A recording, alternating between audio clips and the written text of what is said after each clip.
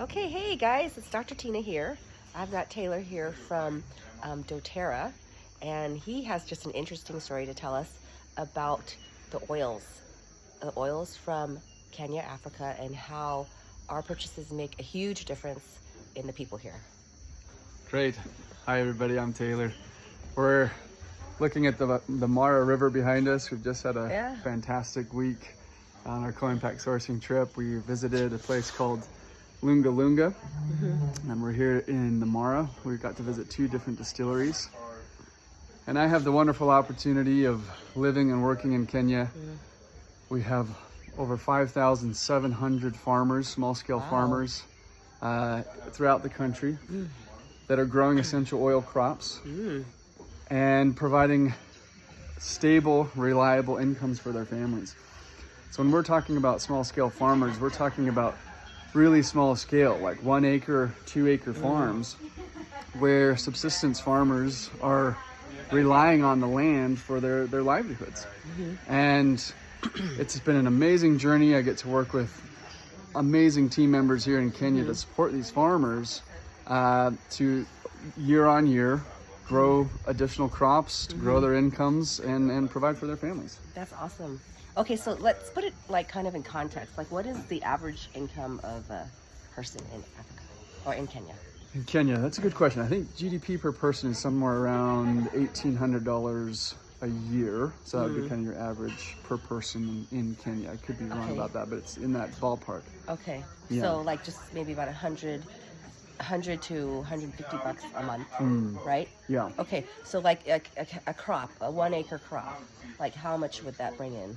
Yeah, that's a good question. I have to actually pull out my calculator there. But what we're trying to accomplish is really to benchmark against other alternatives. In most cases, that would be corn. So a lot of farmers are growing corn. Yeah. And we're seeing farmers that are growing returns sometimes 8 times better than corn. Yeah.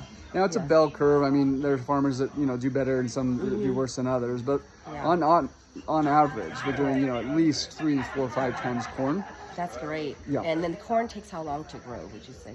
It depends on the region, but you've got, I think, 6 months in some parts of Kenya. I think here it's about 6. So. Okay, yeah. So the farmer that we visited yesterday, he was growing thyme. His thyme crop comes every 3 months, and he said the first one brought him in like $300, which is like incredible. Yeah. Right? Well, and he was on basically, what was that? Almost a quarter acre, right? So he has a Quarter acre. Yeah, a lot of room to grow there. That's I think one of the really cool things about a lot of these essential oil crops is that they're perennials. So you plant them once, and once they're established in a way, then you can reliably harvest them with thyme every 3 to 4 months, with tea tree every 6. Yeah. And so you can really count on and rely on stable income, for years and years and years. Yeah. That's awesome. And then, what do you see as the impact for the community when these farmers do well?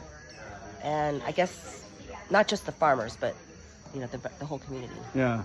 Well, we visited a school in the Lunga Lunga region that we've been working in and supporting for many years, called Mimosa Primary School. That's pretty near our factory, within walking distance of one of the distilleries there. And Madam Esther, the head teacher there, gave a speech and said, over the years, it's been amazing to see these kids coming to school, the families being able to afford uniforms. School is free, but uniforms aren't, or maybe some textbooks and other school supplies, right? To see farmers, the parents of these children, to be employed, to have some stability. So those are the little differences that you pick up on when you talk to people. We had a conversation with one of the local chiefs in that area, who's kind of responsible for some of the administrative functions. And he was telling me that crime has really decreased. Oh, that's great. That people have a bit more stability and a bit more... They don't feel like they have to take. They can actually give. Yeah, that's right. There's stability and some long-term, vision and thinking within that area. So those are kind of the little things that you start to see in the communities. Or as you drive around some of our farmer areas, you see improvements in homes. Like it went from a thatched roof to a metal roof, or some cement flooring, and just these little incremental things that over time that people are able to improve their livelihoods. Right. And how long have you been doing what you're doing? Well, I've been with Doterra almost 11 years. Wow. So you've really been here to see the long-term changes. It's been amazing. Yeah. I work with a phenomenal team and amazing wellness advocates who make all of this possible. Honestly, I mean, without wellness advocates selling product and using this product, none of this is possible. And so thank you all for what you do, and keep doing it, because we'd love to plant more tea tree and more thyme and more geranium and continue this amazing program and expanding and benefiting more people. Right, yeah. And we also planted some rosemary yesterday. I know a lot of you love to use that for respiratory support and for cooking, right? Okay, so what I heard about the school is that we've also been able to directly benefit the school in terms of some facility improvements, right? Can you talk about that? Yeah, that's right. So in addition to our amazing kind of co-impact sourcing strategy, right, which is really around how do we work with farmers with intentionality, specifically strategically, so that we're benefiting farmers, right, and employees and everyone that's involved in the supply chain. On top of that, of course, Healing Hands has played an incredible role in kind of bigger picture infrastructure developments and funding, right? So water projects and landless projects that are coming down the pipeline, or scholarships, or those kinds of things. Yeah. So with this school specifically, over the years, you know, we've looked at classrooms, we've built some libraries, some staff rooms, some laptops, some toilets, right? Like things that, you know, cost a lot of money but have a big impact on the quality of education and quality of the experience for kids. That are so integral to the community that we're sourcing these amazing products from. Right. And what I loved about the headmaster of the school, or headmistress rather, Esther, right? Yeah. She was talking about how her school was ranked 10th before Healing Hands got involved. And then through the years, I think 2016 until now, they're like ranked second now in the region. And how her school has gone from, I think, a couple hundred kids to over 1,000 kids. Yeah, I think it was almost 1,200 kids when we were there just the other day. So it's really grown, and she's just an amazing, dynamic leader that we've had a real privilege to work with over the years. And and she's like on first name basis with Taylor, and calls him up and says, "We need this and this."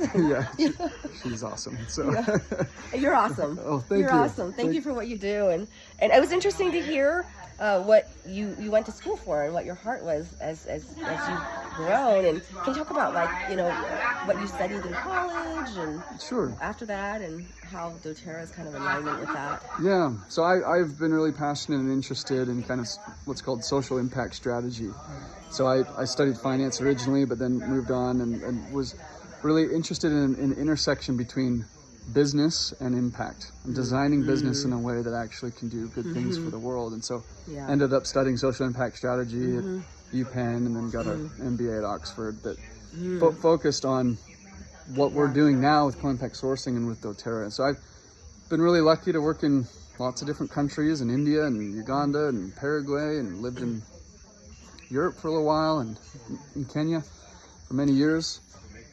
And just love the work, and been able, have a background a little bit in some nonprofits and for-profit companies before Doterra that are really focused on social impact. But now with Doterra for about 11 years, and I couldn't ask for a better company, a better vision, a better mission that just brings all of these pieces together. We've got the market, we've got the products, we've got the people, we've got the strategy, and we're not perfect by any stretch, right? We've got a long way to go, and it's exciting to me just to see where we've come from and where we're going in terms of impact, and just doing business the right way with intentionality. Love it. Thank you so much. Appreciate your time. Yeah, thanks, Tina. Thanks, everybody. See ya.